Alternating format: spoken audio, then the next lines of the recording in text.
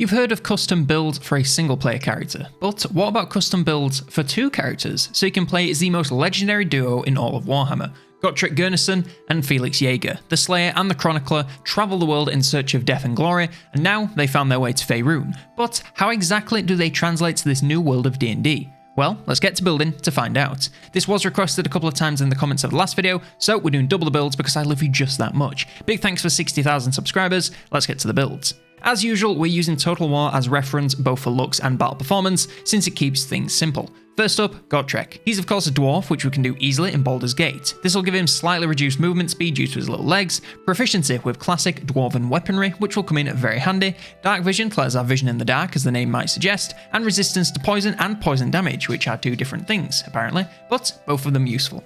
In Baldur's Gate 3, we also get the choice between three sub-races of dwarves, and Gold Dwarf is absolutely the way to go, at least for build reasons. This will give us an extra point of max health each level, which is going to come in super useful since this guy isn't exactly a fan of armor. For looks, Gotrek is quite a grim and gloomy dwarf, having lived a long hard life since taking his Slayer oath. Unsuccessfully seeking a glorious death will take its toll, and as such he's incredibly weathered with a missing eye, most often covered with a patch. Since we can't do that right out the gate, he's instead having one eye totally blacked out since you can't wipe them out, and the other I believe is green, but it can be hard to see, okay? He's adorned in classical Slayer tattoos covering most of his visible skin, but again we're limited to the face, so that will have to do. And lastly for the hair, he has your standard Slayer mohawk and long braided beard, both of which have been dyed a vibrant orange, so all he comes across know of his status. Moving back to his class, and I don't think there is any better choice than Barbarian. Just in case you're not up to date with the last 50 years of Warhammer lore, Slayers are a sort of almost cult in Dwarven society. It all starts with some sort of transgression or loss. They become obsessed with this internal grudge until it eventually leads them to snap, leave society behind, and take on a life of constant battle, where the only goal is a glorious death to redeem themselves. No one knows exactly what Gotrek's crime was, only that it was intensely shameful to himself, and it put him on an accelerated track to become a Slayer. He's roamed the world for decades seeking death, but has yet been unsuccessful. Now, it's not through lack of trying. He's lived through countless battles, but always comes out on top, since death has to take him rather than hand himself over to it. Anywho, Slayers seek death and go into battle with no armor and extreme aggression. Those that survive longer than a few battles are seen as the unlucky ones, but inadvertently become some of the most powerful of all dwarf warriors, being able to overcome the odds in what would seem to be their weakest form. So, Barbarian fits this perfectly. The rage action goes excellently with this, allowing Gotrek to enter a fit of elevated aggression to enhance his damage as long as he keeps hitting and being hit for his troubles. Secondly, the unarmored defense will allow him to be tough even when wearing no armor, which is again perfectly in line with the Slayer way. For his background, you can make an argument for soldier, since I believe that he was a standard warrior before his Slayer oath, but he's been on the road for so long now that I believe Outlander is the best fit. Athletics and survival fit his character perfectly too, as an expert battler, both in strength and dexterity, to stay alive for so long, and a seasoned man of the world with expert perception of the world around him. For his ability points, I think it's fairly obvious where most of the points are going. 17 strength, because obviously, 14 dex and 15 constitution to keep him alive in combat, 8 intelligence, since dwarves don't mess with magic, 12 wisdom however, since he is incredibly perceptive and has some engineering knowledge, so isn't just a complete dumb brute. But yeah, in charisma he's back to 8, but that's just fine. He's a bit of a hammer, looking at most problems as nails, so he needs a friend to help him see other paths to victory. Lastly, for his skills, we're going with Perception and Intimidation. Perception is obvious, and I've said it many times so far, but to stay alive, he needs to know exactly what is going on around him at all times, and he really does. And Intimidation might seem like a waste on such a low charisma character, but come on, tell me you wouldn't be scared of the guy that has been unsuccessfully seeking death for decades because he cannot find anything, including a bloodthirster, that could kill him. And that is Gotrek, but of course, we're making a duo, so now it's time to talk about Felix. Felix is your standard human from Altdorf, which is the de facto capital of the Empire of Man. This means fairly standard movement, can use some basic weapons, and has a decent carry capacity. For looks, he's said to be quite a handsome boy, free from scars despite his years in battle, and effectively immortal due to a mixture of magical interactions. He has dazzling blue eyes and long blonde hair that no lady can resist. He looks a bit like Prince Charming from Shrek, but I say roll with it. For his class, I'm going to be doing some multiclassing with Fighter, but I'm starting with Bard. While he may not be a bard in the traditional sense, that being performing music for a living, he's a poet at heart, and his entire reason for travelling with Gotrek is to chronicle his death so that his glory can live on forever. He might regret it now, but he swore a blood oath to do this after being saved from certain death by Gotrek, whilst also being incredibly drunk. So if you're ever embarrassed about things you did whilst drunk, just think it could be worse. Anywho, in Total War, he's a powerful fighter with great damage, medium armor, and a ton of support abilities. He's just as good at taking on enemies in melee as he is healing and buffing his allies. More often than not, allies meaning Gotrek. So a multiclass of Fighter and Bard works great, but starting first with Bard so we have some support from the get-go. For all cantrips and spells, we're going to be focusing on support rather than damage. We can do damage in standard combat, so support is of course the main focus. For starting cantrips, I'm going with Friends and Vicious Mockery. Alongside support in battle, Felix will also act as a mediator to keep the pair out of serious trouble, so Friends works perfectly for that. And Vicious Mockery will allow him to make some enemies weaker to keep the party safer in combat. For spells, it's going to be Healing Word, Cure Wounds, Fairy Fire, and Heroism. Healing Word and Cure Wounds are obvious. Team needs healing, he does it. Fairy Fire is more support in the form of making attacks a whole lot easier, and Heroism is even more support to keep the party protected and fits the legendary Travelling Heroes character perfectly. I'm going to basically ignore Instrument since I don't believe he uses one in Warhammer, so either hide or unequip one when you get into game. As for background, I'm going with Noble. He's the son of a very influential merchant, so is accustomed to a cushy life, and was given an excellent education which he only partly squandered by becoming a communard. I'm of course paraphrasing, but it's close enough. So this will give him bonuses to Persuasion and History, both of which make perfect sense for this charismatic smooth talker. For his abilities, since we're planning on multiclassing, we need to kind of dump points into both Strength and Charisma so he can be equally strong in both roles. So, 16 Strength, not much early, but later on it'll really come online. 13 Dex and 12 Constitution. Gotrek does want to be the tank, but Felix is no pushover, so this should keep him moderately alive most of the time in combat. Intelligence and Wisdom are taking a hit, mainly to allow us to have points for multiclassing, but also because he doesn't really need them. Gotrek is the perceptive one, Felix just needs to write down what he does, so we'll be fine just like this. And lastly, Charisma at 17. Great for all bard abilities and conversing with basically anyone to get your desired results by avoiding combat entirely, though don't tell Gotrek that you're doing this. Finally, for his skills, we're going with Athletic, Survival, Deception, and Performance. Athletic lets us be, well, more athletic in combat, which is just fine for this character. Survival, since he's been on the road with Gotrek for decades, so he's pretty good at taking care of himself. Deception and Performance round him out as an expert conversationalist that can just as easily talk his way into restricted areas as he can a lady's undergarments. And that is both of them created so we can now finally get into gear and playstyle. For gear, let's start again with Gotrek, and it is pretty damn simple. No armor and a big axe. You can choose for yourself if you want a hand axe or a great axe. He seems to dip between both in the art that I've seen, sometimes even dual wielding axes, but I went with a hand axe since that's the version that we see in Total War. I threw on some trousers, asked him to wear camp clothes, and you're pretty much done. Since he's wearing camp clothes anyway, you can throw on whatever clothing that you want in his armor slot to give him extra power, since you can't see it anyway, so it doesn't really matter what it looks like as long as it keeps him fighting strong. And by armor, I of course mean barbarian clothing. Putting armor on this guy kind of negates the entire point of the character, so don't do that. For ranged, I went with a heavy crossbow to keep the dwarven tradition, but he has no ranged in Total War, so feel free to go without if you're really into hardcore RP. For Felix's gear, we can actually, well, use some stuff. As I said earlier, he's moderately armored, so I'm going to be sticking with medium armor and taking a look at Total War. Some sort of chainmail is the way to go. Pop him on some boots, leather gloves, and of course no helmet to cover that beautiful hair, and he's all set. For weaponry, he's normally shown to dual wield a longsword and a dagger, but since I don't think you can do that without taking specific skills, I'm going to stick with just a longsword. Yeah, you can greatsword if you really want for more damage, but I'm going for looks over everything, so of course, do what makes you happy. For ranged, again, he has nothing in game, but for convenience sake, I went with a crossbow as it is the Empire way. In combat, you'll of course want to use Gotrek as your tank and main damage dealer, getting him in a rage and dealing as much damage as possible as you can per turn to take down enemies as fast as you possibly can. Felix can be right there fighting alongside him, but should also focus on keeping his ally performing at the top of his game with buffs and heals whenever needed. While Gotrek may seek death, Felix certainly doesn't, so keeping the two alive as best he can should be this guy's main job in combat. Keep the pair together as best you can. Obviously don't stack them up to make for easier area spell targets, but keep them within spell range to keep the buffs and heals coming consistently.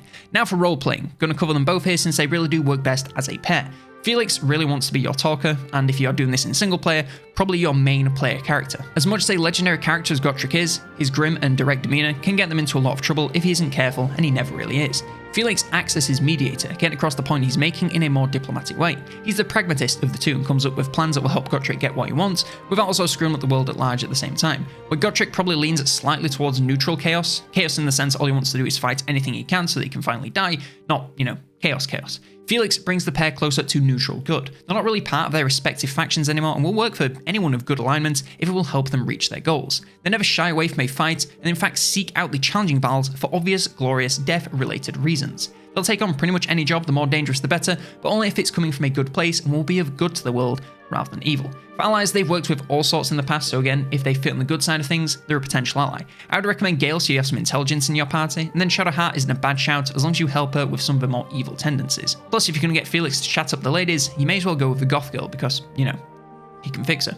Honestly, anyone that isn't literally evil is a fair choice, so follow your dreams and pick whoever you like, love, or lust after. And lastly, they're both obviously against the accursed gummy worms. That sounds like a lot of chaos related stuff, and these lads want nothing to do with that. Now, let's get to the good stuff. Leveling these bad boys up. Gotrek first, and he's by far the simpler of the two. And yes, I know they look wrong in the level up screen since I did things in a weird order because of how you get 2 custom characters, sorry. So level 2, we pick up Danger Sense, allowing us to get better saving throws for traps, spells and surfaces, all welcome when we need all the help we can get to stay alive. And Reckless Attack gives us advantage on attack rolls, basically giving us more chance of landing successful hits at the cost of being easier to hit for enemies. Honestly, the downside hardly matters, since getting hit helps our rage anyway, so it's just fine. At level 3, we get to pick our subclass, and I'm going with Berserker.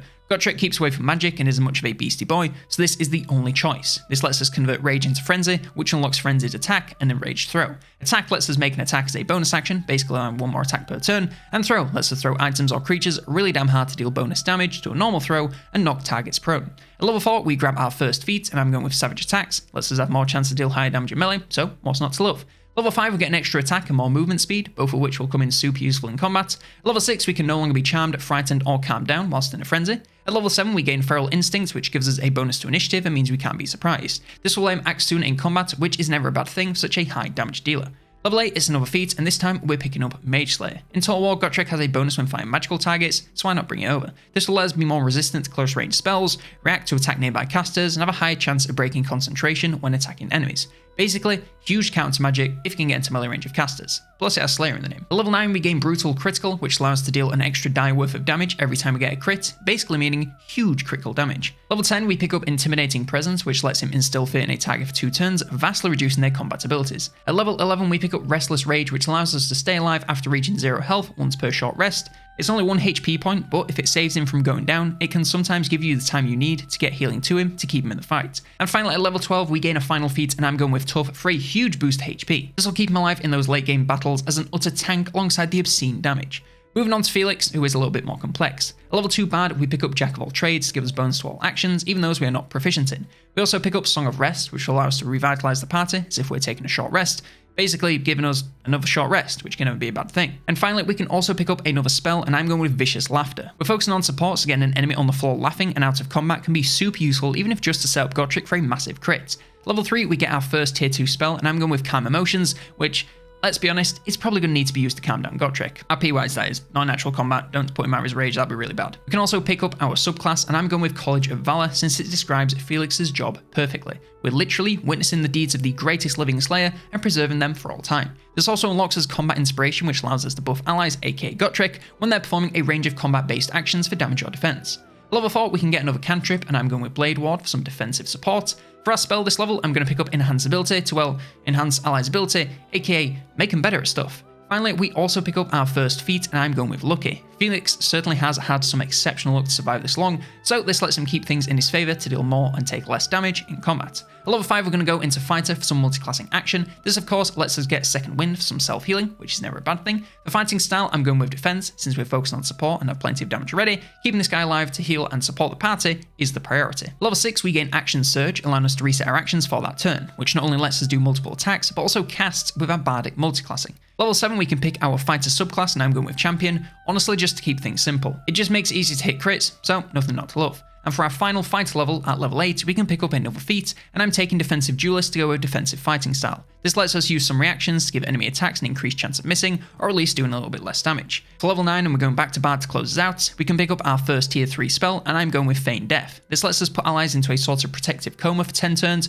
giving them resistance to all damage and keeping them safe in emergency situations. Level 10, we gain Counter Charm, giving nearby allies advantages to defend against charms and frightens. We also gain an extra attack and another spell. This time I'm taking Lesser Restoration to keep things supportive and give us something to counter status effects. Level 11, we gain our first tier 4 spell, and I'm going with Freedom of Movement, allowing us to remove stuns and allow allies to ignore difficult terrain, which can be essential when your main damage is reliant on getting into melee range. Finally, at level 12, we get our final spell, and I'm going Confusion for a little bit of offensive support, if that's even a thing. And then we can grab a final feat, and this time I'm going with Ability Improvement to give us an extra Dex and Charisma to round out those numbers for the most bonus we can in all actions. We With this pairing, you have a massively tanky frontlines warrior that can deal just as much damage as he can take and keep coming back for more turn after turn. Seriously, Gotrek will deal an unbelievable amount of damage in his final form, and while he may take a ton of damage for it, it's worth it for how quickly he can take down hostiles. Felix will be a support specialist with an array of all kinds of buffs and bonuses to keep the party healthy and battling to their full potential. Alongside this, he'll be a competent fighter in his own right, able to do great work in melee for massive damage while still keeping himself alive. Where Gotrek is all out offense, Felix is a wiser battler, playing more defensively to keep things alive and moving until the bitter end.